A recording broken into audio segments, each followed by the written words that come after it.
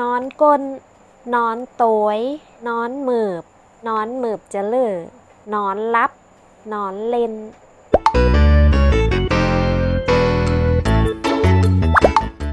สวัสดีเจ้าคลิปนี้นะเจ้าเยก็มีคำศัพท์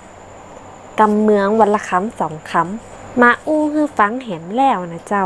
จะมาอู้คำศัพท์เกี่ยวกับการนอนลับนะเจ้านอนกำเมืองกะว่านอนเหมือนกันนะเจ้าแต่กว่าจะนอนกับจะไขลับก่อนไขลับก็คือง่วงนอนแล้วมีคำศัพท์อย่างอื่นตัวนะเจ้านอนก้นแปลว่านอนเนียนหรือตกตะกอนนอนโตยแปลว่านอนด้วยนอนเมิบ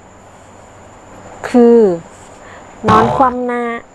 นอนเมิบจะเล่อก็คือนอนคว่ำแต่ชูคอขึ้นแล้วก็อ้าแขนอ้าขานอนลับแปลว่านอนหลับนอนเล่นแปลว่านอนเล่นทบทวนนะเจ้านอนก้นนอนโตยนอนหมืบนอนหมืบจะเล่อนอนลับนอนเล่นแถมนะเจ้าแถมกำหนึ่ง